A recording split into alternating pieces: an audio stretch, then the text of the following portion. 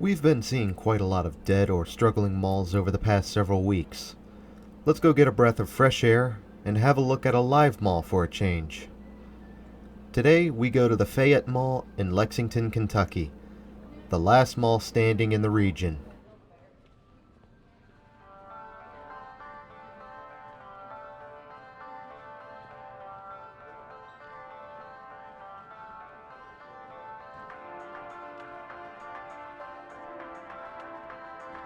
Also, before we get into the history, I am going to withhold one piece of information.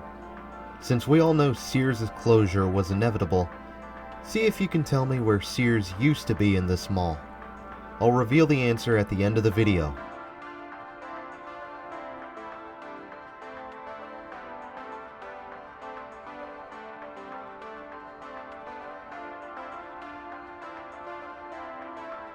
Fayette Mall opened its doors in April 1971, the big shiny new mall in Lexington to compete against the Turfland Mall. Owned and developed by the Richard E. Jacobs Group, the original anchors would include Sears, Shillito's, and Stewart Dry Goods. At first, the mall would have modest offerings, but as time progressed, the mall would grow and expand, which we'll get into later.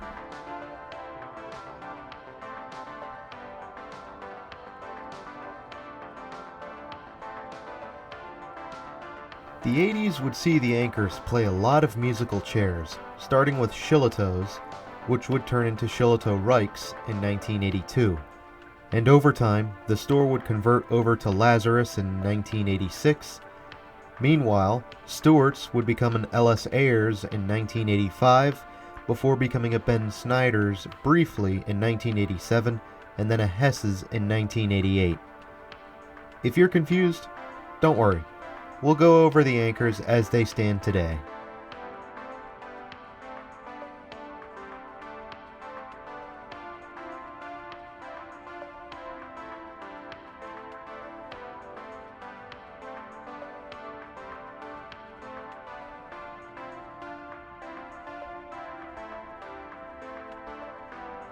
The 90s would also see a fair amount of activity happen in the mall.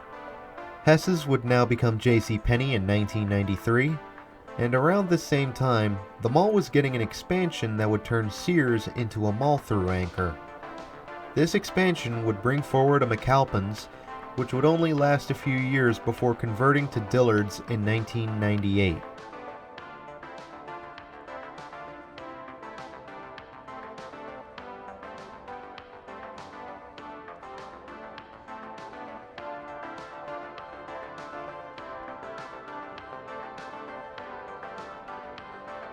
Enter 2001, and the vast majority of the Jacobs portfolio would be acquired by CBL and Associates, Fayette Mall included. CBL knew what they had on their hands with this one. Fayette Mall was often classified as a superior mall of their portfolio, boasting sales per square foot in the low 500s, and having over 1 million square feet of leasable space. The mall has been and continues to be a powerhouse for Lexington, beating out its competition of yesteryear as Turfland Mall would close its doors for the last time in 2008.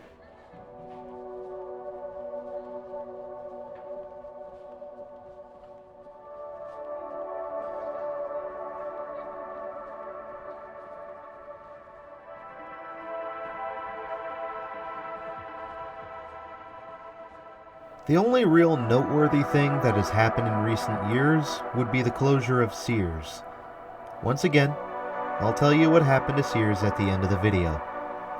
But the Fayette Mall still stands as a destination for the Lexington region of Kentucky. It's even cemented itself as an anchor for a large retail corridor on the south side of Lexington, with a supplemental shopping center known as the Plaza at Fayette Mall, constructed by CBL. Short of total disaster, I do believe that I can say with confidence that the Fayette Mall is not going anywhere anytime soon.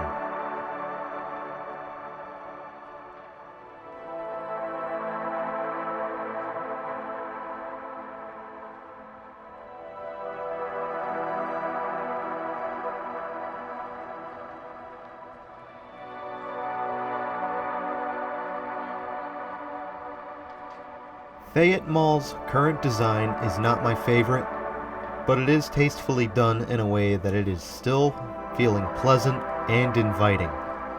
And in this day and age where everyone and their mother is chasing after sterile corridors of white and pastel gray, that is well above average in my book.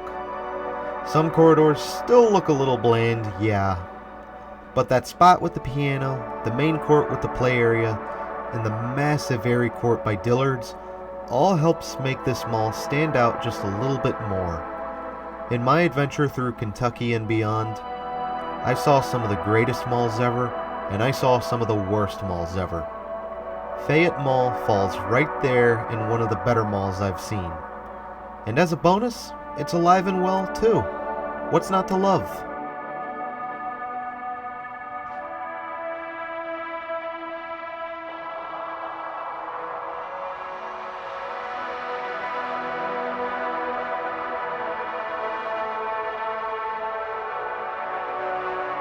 Overall, Fayette Mall is doing well, and I don't think we need to discuss anything about rehabilitating this mall or trying to keep it as a mainstay.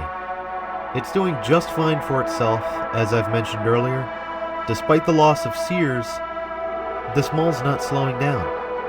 Like me, the Fayette Mall shall not be stopped.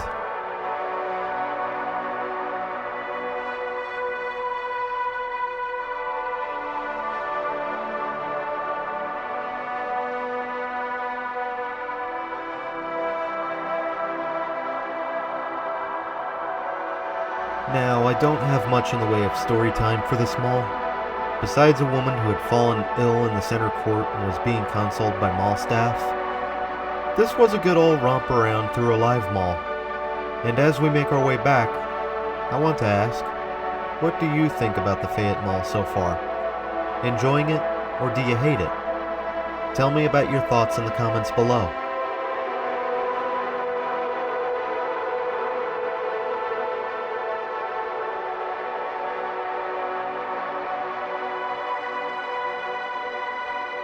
Okay, if you ever wonder why I cover the live malls as well as the struggling ones, part of it emerges from the fact that some of these live malls have unique features about them that make them stand out almost as much as the dead ones. It can also be a breath of fresh air to see that malls are still doing well, and that the notion of all malls are dead or dying is grossly exaggerated by the cynical. And on top of that, it's good to have a snapshot of these malls in time in the event that they change for the worst. Back home, I feel like I'm getting ready to watch Hanes Mall die a slow death, which is another CBL-owned mall. In its defense, Hanes has a fighting chance for survival, and so far, the vacant anchors seem to be getting filled in with alternate uses.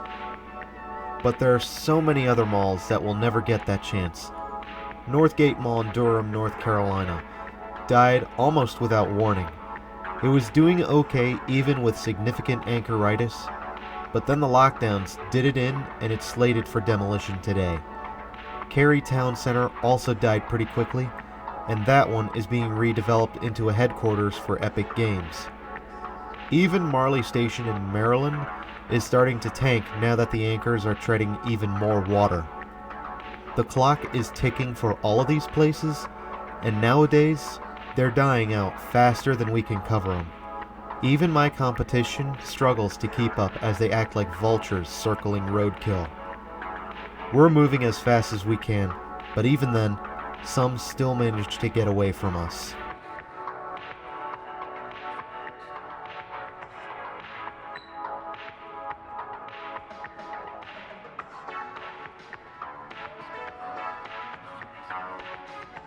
But that's enough about that.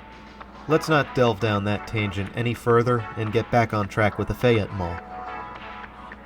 So, are you wondering what came of the old Sears store? Can you guess where it used to be? I'll give you a hint. We walked through it just a minute or so ago. If you guessed that it got redeveloped into more mall space, then congratulations. Give yourself a pat on the back and a pretzel from the pretzel twister. Now, Sears becoming a mall-through anchor was a bit of an obvious hint for this one, but it is one of the more unique things to do with a dead anchor.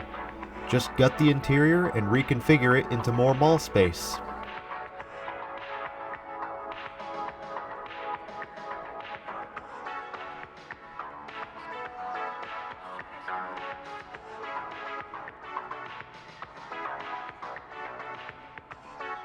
Now, turning an anchor into more inline mall space can be a risky move, as you might not have any tenants that want to expand or move into that space, and this could inadvertently create more vacancy rot.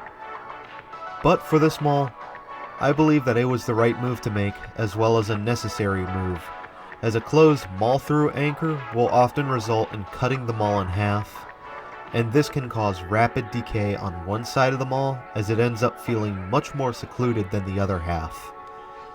A similar story has happened in the Regency Square Mall in Jacksonville, Florida.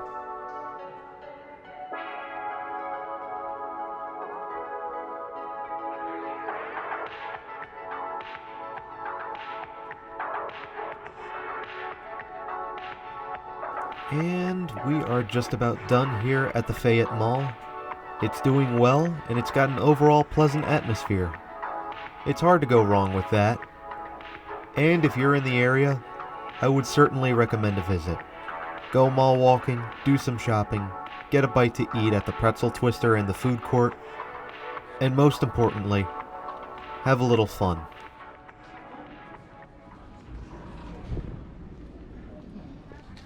Thanks for having me, Lexington. And until next time, this is Doomie Grunt wishing you and the Fayette Mall farewell and good luck in the ice storm.